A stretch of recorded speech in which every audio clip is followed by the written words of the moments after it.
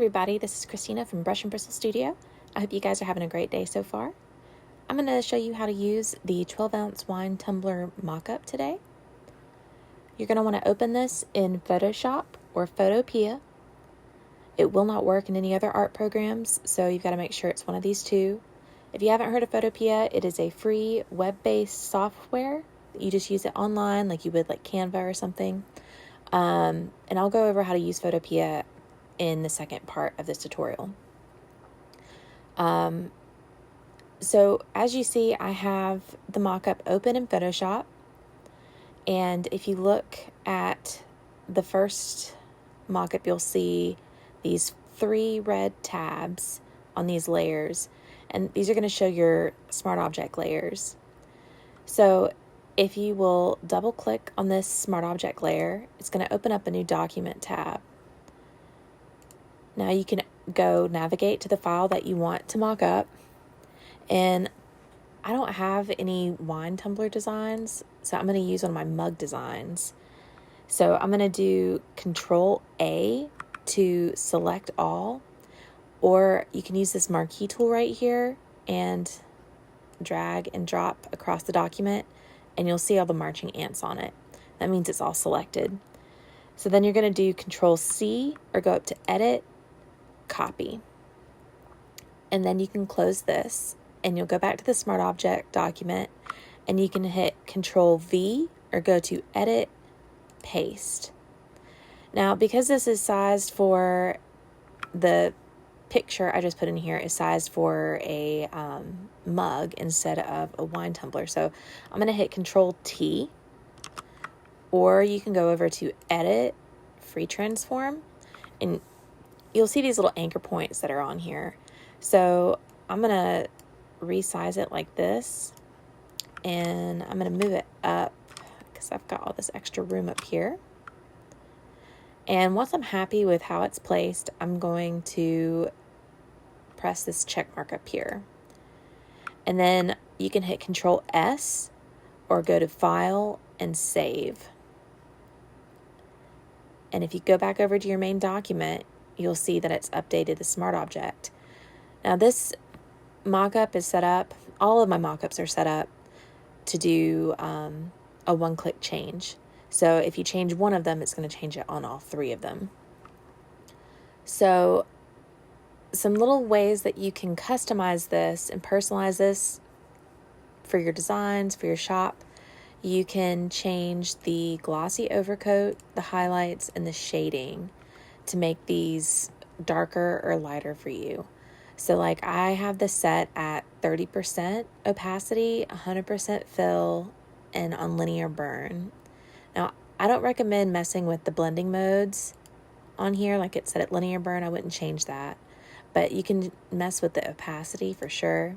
So let's take this up a little bit. As you see, it does make it a little bit darker, but I think I like it back at 30. Just my preference. The same thing goes with the highlights and the glossy overcoat. You can mess the opacity to make it more intense, less intense. I've also added this extra highlights and shadows layer group. So if you toggle the visibility on this, you see it will add a little bit more vibrance and contrast to it. I think it helps it pop a little bit more. So you can do that. Then we've got the bottom shadows down here. These are all attached. So it's not like you can just do something to one shadow over here. They all will be changed if you make a change. But it's just like these other things up here. If you want to change the opacity to make them darker, lighter, if you want to move them down a little bit or move them back up, you can do that. The next thing that you can change is the background. And I give you 8 backgrounds out of the box to play with. We've got the white shimmer. We've got this one. Just tried to give you a nice varied mix of backgrounds to go with any kind of design that you've got.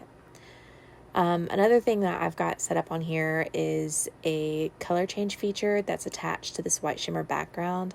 So if you toggle this on and you double click this color palette right here, you want to make sure that the colorize box is checked, and then you can move the colors around to get whatever color you want. Change the saturation to make it more vibrant or less vibrant. You can mess with the lightness right here to make it lighter or darker. Whatever you want to do to help make your designs really pop on the mock-up. But that's really all there is to this mock-up. It's really easy to use. If you have any questions or need help with anything, please feel free to reach out to me. I'm always happy to help. You can leave a comment below or send me a message on my Etsy shop. But I hope you guys have a great day and enjoy the mock-up. Okay, everybody, I'm going to show y'all how to use the mock-up in Photopea. So Photopea is a free web-based software that you can use on a PC or on any smart device. You don't need an account. It's 100% free. And it's very similar to Photoshop. Pretty much everything that we've done in the Photoshop portion of the tutorial is going to hold true to Photopea. There's just a slight quirk, a slight difference when you are doing the smart objects and saving the smart object. So I'm going to show you how to do that in just a second. So once you are here, you're going to go to photopea.com, open from computer, and let's see.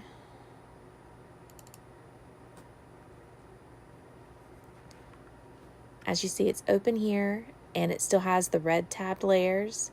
So let's double click on that smart object thumbnail. It's going to open the document, and we're going to do File, Open, and Place. And as you see, it automatically copies and pastes it in here, and it has it set up with free transform, so you already have the anchor points available to you. So I'm going to go ahead and resize that. You just drag and drop it where you need to if you have to resize. And once you're happy with it, you hit that little check mark up there.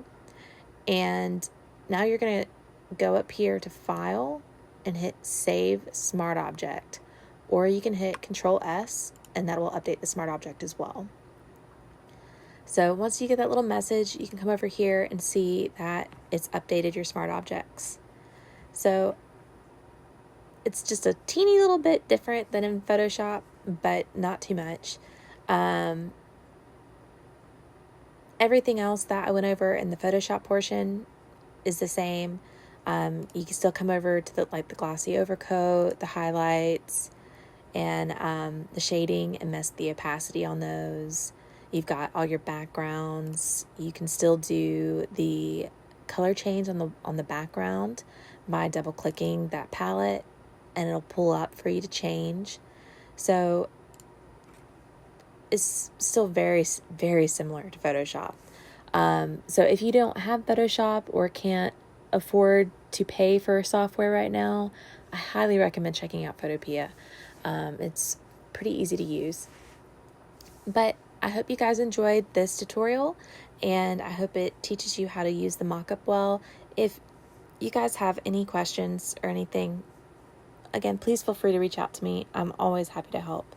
But I hope you guys enjoyed this tutorial, and I hope y'all love the mockup. Have a great day.